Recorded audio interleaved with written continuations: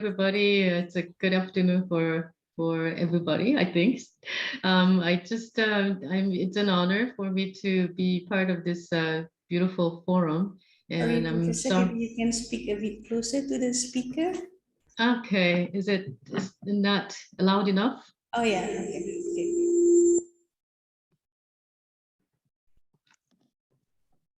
Okay. Is this better? Okay, so I will turn on my the presentation. Okay. Are you able to see? Is this okay? All right. So I'm very honored to be part of this beautiful design forum, and I'm very honored to be part of it. And also, I was not able to participate all the talk because I am in the class right now, and I had to take myself out to attend this session. But just listening to the previous speaker, I hope my talk is a continuation of, or it's okay for your present, this conference. I was invited by the Dr. Shamanzi and Shamzani, and I asked, kind of theme, and it was under the sustainable design. So I thought it would be nice for me to introduce you the project that I just recently finished with one of my partner company. So I will start my presentation. And since Dr. Nuria already introduced me, I will skip this part. But I'm very close to your country because I was serving as a Secretary General for IDEA, where MIID is member country, and also IFI MSID is a member country as well. So I have been Secretary General for both organization and very used to all the colleagues in Malaysia. So I'm very happy to be there, to be part of it again. And also IUM is one of my beautiful school that I'm doing my the external advising. So I start with this illustration. Whenever I have a presentation for my students and also outside, I know most of you probably fall into the design or architecture field, but I think it's very important that all of us share this thought that where we belong to. I think that the environmental design, especially, it covers everything because I consider environmental design as it's a life vessel carrying all of our experiences, and then it really influences a lot of our behavior. And so art and, obviously we would like to make all of our the environment aesthetically pleasing and in the beautiful. At the same time, we'll probably have to concentrate a lot on the scientific part, mathematically and to be correct. So it will really support the human friendly design. So under this, the two circle combined together with design in the middle, whether you put architecture or whether you put environmental design, still all of us here at the conference, I think we all agree that what we do right now, it is combination between the art and science. And that the environmental design, we do cover everything from the graphic design all the way to the urban design sometimes. But anyway, I would like to bring you all into this movie. Maybe some of the students attending here, they're too young to remember, but I'm pretty sure that you heard about this Minority Report, which was Steven Spielberg's movie, who I really admire as a director, who has a really the futuristic mind and be able to create the scenery, based on what he knows at that moment. But the setting was in 2054, and surprisingly, or maybe maybe not, 2054. Whatever happened in 2054, all the gadgets and all the technology, most of the things that's happening in that movie, it's already happening around us. So it's already like 30 years shortened, meaning that I think many things will be changing. And because of the pandemic that we are all all, the affected by. In fact, I actually had a coronavirus last Saturday. So I was telling Dr. Shamsani that I may not be able to speak, but I'm thank God that my voice got a lot better. And still, it's not pleasant enough to hear. So I would like to ask your forgiveness for not keeping my body healthy enough. But anyway, the smart city and all these high technology issue was, I think, highly regarded since the pandemic more. But even though we are, all talking about, how to be smart or how to be more highly technical people and all that, still, I think the issue of, how to make this environment sustainable for everybody. So anyway, I was doing this project given by the Gyeonggi province. It's the city called Sihung. But I wasn't, I did not do this project all by myself. I believe in the teamwork and I believe in the synergy. And so I asked our partner company, EUS Plus Architects, who helped tremendously about creating this architecture, the language. But my part was to create the overall concept of the data cluster. The project was to create a master plan of the innovative data cluster for the future city. And so in order to do this, I don't think one person can do. So I don't think the sustainability can be the work by yourself. Dr. Mary just talked about now before my presentation, I mentioned it as well, that all these things happening around us, I think we will have to do it as a team, from the government, from the individual, from the village and everything. So for us to create the more of innovative data cluster that will be a center of people's living quarter. I thought the obviously the architecture is very important, but the art and technology, media, education, space planning. Not only that, we will probably have to work with the people in cloud sourcing, IT, AI, IoT, and also we will have to create some pleasant environment for people. So landscape and to really campaign this project, we needed some branding team as well. So this is not just a project of myself, but it's for from many people contributed, and for the goal of to making the smart city for everybody. And especially this project was not the entire smart city, but it was more focused onto the innovative data cluster. And I was focusing to make the sustainable data cluster, we needed to involve the art and culture inside. So creative and innovative design, for who? And I think that it's obviously all of us, we do agree it's for everybody, for people who wants to live here and who wants to work here and who wants to probably leave a legacy. So in order to start our work, we had to do some background study, to understand what is a data cluster, data center, and the cluster. So basically, it's a building, a dedicated space with a building or a group of buildings used to house computer systems and associated components such as telecommunications, storage system. It's a brain within the smart city. So data center is a very hot issue for many of the countries where they consider building the smart city. Within Korea, there are many bigger companies are trying to build a beautiful data center. And also the cluster, it was the word cluster that really intrigued me. It's a group or a bunch of several discrete items that are close to each other, close, almost like, bundled together, a number of or individual grouped together or collected in one place. So we need to combine the data center plus the cluster, and we need to come up with the own definition. What is it?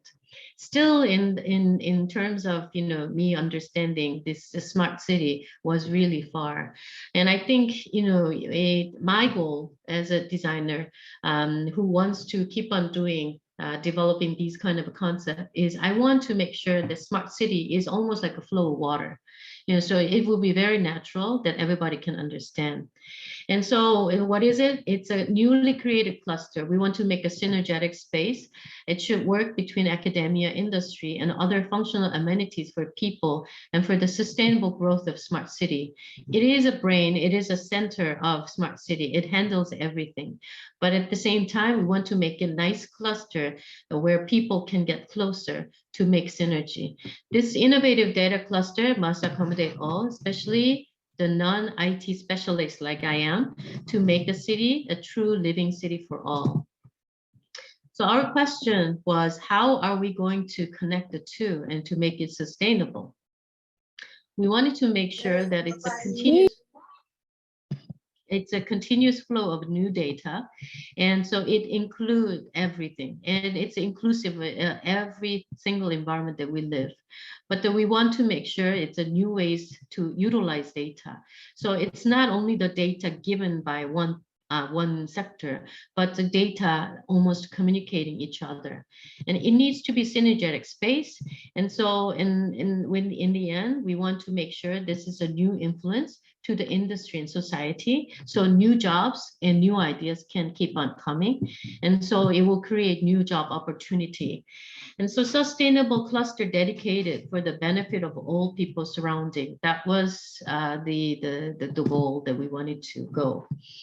So in order for us to create this cluster, we thought that, let's look at some of the cities where they have created very special place, and they actually have flow of people and continuously coming in, meaning that it really made the city sustainable. So there are several projects that we looked at, but one of the major ones was from the city that I used to live. It's Chicago. In Chicago, there is a beautiful park created over the gigantic parking lot underneath. So underground, this beautiful park is a very heavy traffic parking lot. Up above, there is no car, but they're filled with people. Why? Because of the art and technology filled in. So with this kind of a crown fountain with like over 10,000 people showing in like every 2-3 minutes, there's like images of all types of people from all different countries, all kinds of age group. So when you see this art and media work, you can kind of picture yourself.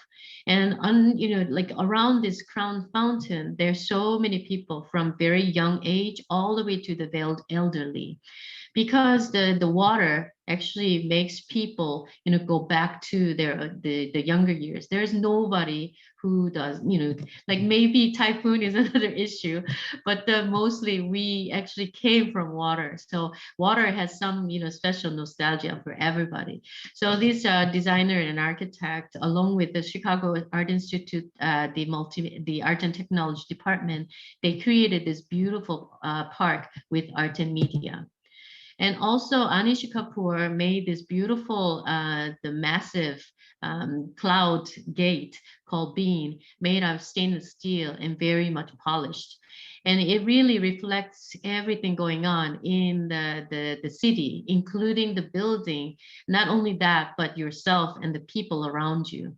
And because it really kind of distracts, it's like a abstracts to people and obscure looking, everybody has fun. So it's almost like you're going to the beautiful and like a really fun entertainment park. So because of this, the several of similar artworks inside this park, this city has really grown. It's renewed. Chicago is known as architects and designers city, but because of this, the arts and technology all put in the beautiful Millennium Park, it's bringing a new crowds of people and making sure that the city is vibrated again. Another example that we saw was called Impulse, and it was installed in Toronto. It's an ongoing the on-site art installation, but at the same time, it's experimental installation. And it's really nice that everybody kind of gives these points of enjoying it. And also there's the newest one, probably 2020, the Playground for All in the Boston Lawn. And it's another, it's a simple swing project. But as you know, from your playground, everybody enjoys it. So we did believe that these artworks and the play, the enjoyment, experimental stuff will really bring in people. And that will make these the smart city or the data cluster will be sustainable and very multi-complex project. So our solution to this smart city, the data cluster, the zone, was to make it multicultural experience and complex. Under there, we also had a direction. We wanted to target these three specific groups. One was the future generation, the second was the companies and institution, and third was the outside visitor. We wanted to make sure the smart city it grows with the kids. And so the children and youth, they will come to this zone and be able to enjoy maybe the drone, they can enjoy the VR, AR, and they can enjoy all kinds of technology and experience it. And they will stimulate the future goal for them. The companies and institutions, the second part is to bring it up at the start, the startup companies and the specialized companies all around it. So it will create another social sector, and it will create new, the entrepreneurs. So it will be very important that creates economy around the city. The visitor as well, we wanted to make sure that there is a many visitor comes in, and that's another way of making the sustainable city economically, physically, and everything else. So under this new complex of cultural experience, we wanted to make sure there are many, many elements such as rest, play, education, culture, and art, experimenting elements. And then there's a useful technology can put in. And from there, we can gather new data. And so this ongoing cycle will make it the new city and smart city especially more like a living city. And so we thought that within the complex that we will probably introduce data library garden, data theme park, data creation studio, convergence community center, and AI robot data gallery. I'm sure there are many, many other options that we can think of, but for this project, we narrowed down to these 5 areas. So under these 5 areas, we will probably have many of these systems that they can go on. And with these 5 areas, plus the data hub center in the middle, which is the main function of the smart city, especially in the data cluster center, we thought that this will create a new synergy and the new ideas ongoing with the professional, public people, VIP researcher, job creator, job seeker, public, and the youth and children and everybody. So we thought this operational plan is also very important. Just going back to the issue of the data center, typically it's away from the city and then it's a human-free zone. They usually don't have many human inside. So obviously we're not going to have a human introduced in there, but still we thought the data center being close to the people will make people to realize that it is a key thing to live in the future. So we wanted to make sure the data cluster, and it combines with the data center, plus the residential, hospital, commercial, culture, all the infra, workspace, educational places, landmark, and play and park. That will make a complete cluster. So, and also with the data center, where are we going to have the data center?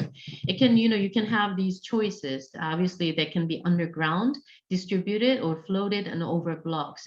So we had to make a decision, how are we going to do it? In the end, we thought that this data center should be exposed and it should be closer to the people. I'm sure it will be secured and it will have to be secured. And so it will have to be divided between, public and the private. But still, if it's like over the buildings and then, spread into the city, it will be very useful for people to get close together. So I think the project's our major concept was to make this almost like a pelago. Pelago meaning it's a sea of the sea of like a flow, and so we wanted to have this data cluster almost like a sea of data, symbolizing the flow of data, and we wanted to make sure it's a really people friendly places, and it creates easy communication, and it's a flexible design for human to come in to present the art and media and nature, and to have a like an open feeling as much as possible, especially under the ground and under the ground level. That means that we will invite so many people into this site as much as possible. So in the end, I think that sectional wise, we wanted to make sure that we do have a building, because we will have to carry many of the technical stuff, and then it will involve the protection and everything. So obviously there will be a massive architecture, but with its architecture, we wanted to free up the ground level as much as possible. And with this data center and the media facade, and we can probably introduce many of the innovation factors, such as the drone testing ground, or like a self-mobile, the mobility testing ground, and probably like, we can have like endless labs and DIY shops, and all the places for the kids and the public to come in. And so in the end, we wanted to make this as a like really creating the new innovation and the new creativity, and becomes a really the researching and manufacturing site. I think I was told to like have like just 1 minute or so, but just briefly show you some of the vignettes that we introduced. So under the ground, on the ground level, we wanted to make sure that people are really free coming in and out, and so and then the second or third level, wherever there's an opening, that we wanted to have a public art showing. And also we wanted to have the people to really test whatever the innovative ideas within this complex. So everything is involved with the data, but at the same time, everything is for innovation and for the people who have like a really creative mind. So we wanted to make sure that there's a nice lab or nice studios for people to come in and enjoy whatever they can do. And I would like to really see, this testing area and testing bed will actually create the new ideas for the next steps. So I would like to really like to end, with my closing statement that, we are talking about sustainable. I know that there's a material-wise sustainable, there's environmental-wise sustainable, but after all, what we are designing for the people, we want to make sure that people keep on coming, and then they keep on creating innovative ideas. So thank you. Thank you so much, Professor Swoo. I wish to jump just like the pictures on the slide here. It's a very captivating. I cannot close my eyes even trying to understand data center, and it moves on from the minority report all the way to what we can offer from art and science. We are the designers, we are in the middle, and you talk pretty much in lengthy what creativity and innovation can make towards having this smart city. It is, I think, an aim for each and everyone to be here. As you mentioned, it's not only for the elderly, it's not only for the youngsters, it's for everybody. And in order to have all sets of things planned, I think the planning has to be very well, it has to be very detailed and very focused. And as I say, and I can share with you again, your passion is very much strong. We hope to learn more, inshallah, in the future. There's so much to understand. Thank you very much. Thank you very much. And I'd like to thank Dr. Shamsani and all the people who have organized. Okay,